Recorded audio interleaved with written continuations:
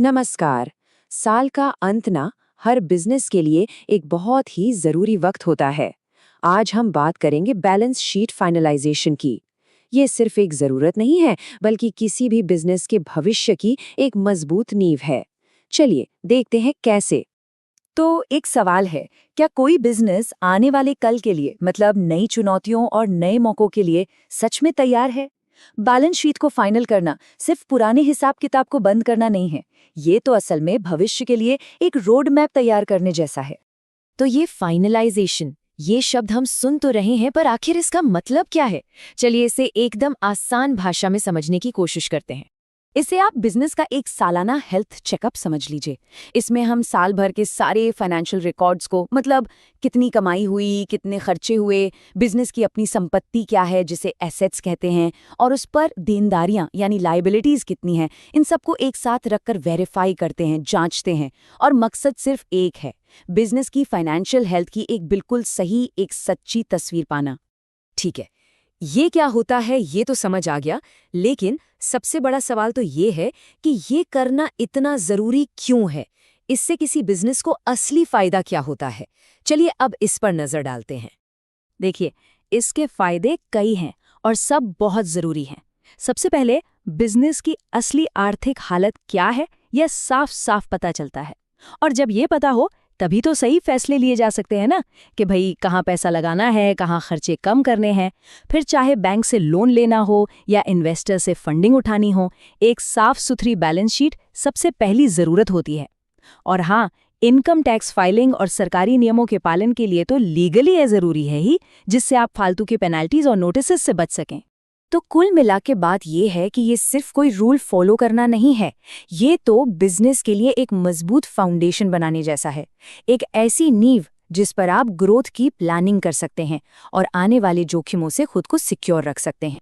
तो इन सारे फायदों को ना हम 3 मेन पिलर्स में देख सकते हैं। पहला, बेहतर स्ट्रेटेजिक फैसले लेना।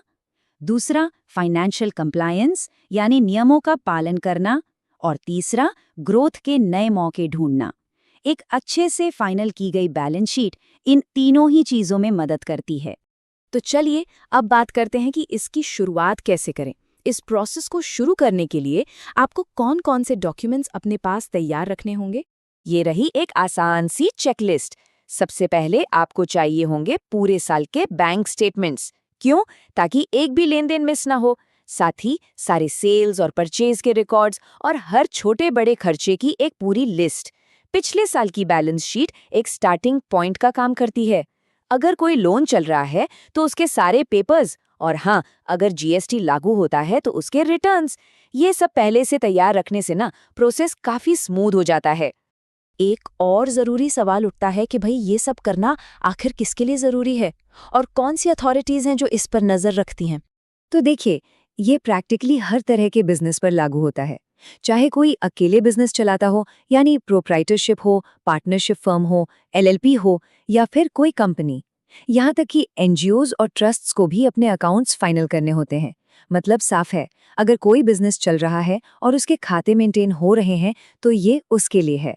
और इस पूरी प्रक्रिया पर ICAI, ministry of corporate affairs और इनकम टैक्स डिपार्टमेंट जैसी संस्थाएं नजर रखती हैं। तो हमने काफी कुछ जान लिया। चलिए अब इस पूरी बातचीत का जो निचोड़ है, जो अब बिगर पिक्चर है, उसे एक बार फिर से समझते हैं। तो सबसे जरूरी बात जो हमें समझनी है वो ये है कि फाइनलाइजेशन का मतलब सिर्फ हिसाब किताब की किताबें बंद करना नहीं है। इसका असली मतलब है भविष्य के लिए नए दरवाजे खोलना। इसे एक मजबूरी की तरह नहीं, बल्कि एक स्ट्रेटेजिक मौके की तरह देखना चाहिए। और ये एक लाइन मुझे लगता है पूरी बात कह देती है। एक सटीक वित्तीय स्थिति ही बेहतर व्यावसायिक निर्णयों की नींव है।